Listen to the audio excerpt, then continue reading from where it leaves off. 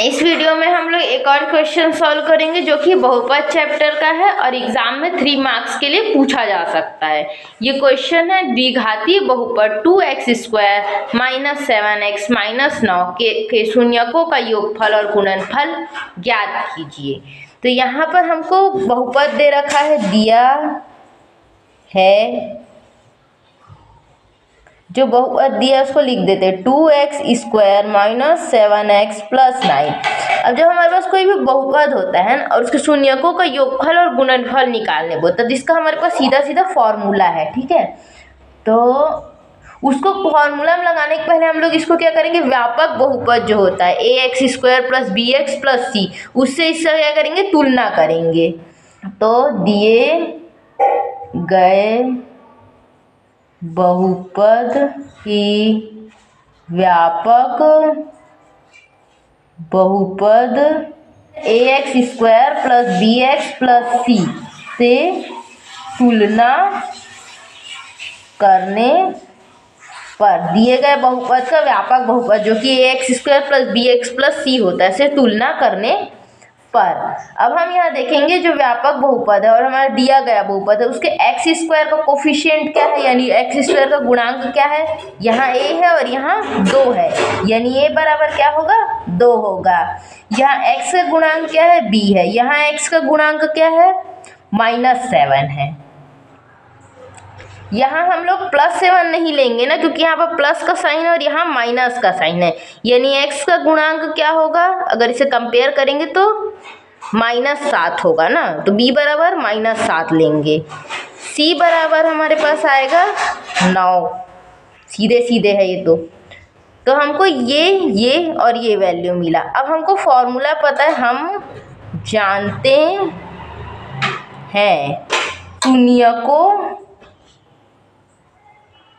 का योगफल।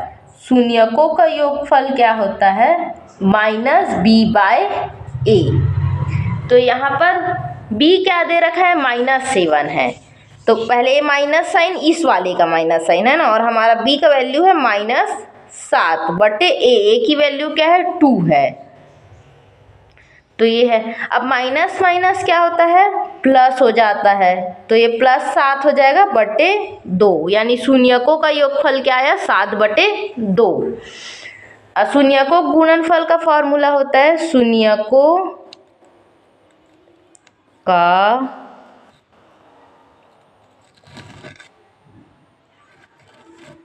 ये इसको 1 और 2 करके लिख देते हैं ना, शून्यकों का गुणनफल, शून्यकों का गुणनफल होता है c/a। ये फॉर्मूला ही है ना, तो इसको याद करना पड़ेगा। और यहाँ पर c क्या है, 9 है, और a क्या है, 2 है, तो ये हमारे पास आएगा 9/2। तो अब यहाँ उत्तर लिख देते हैं जो हमें पूछा था, उत्तर बराबर क्या आया, अतः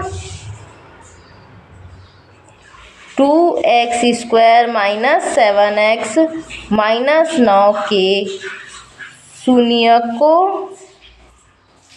का योगफल 7/2 व शून्यकों का गुणनफल 9/2 है।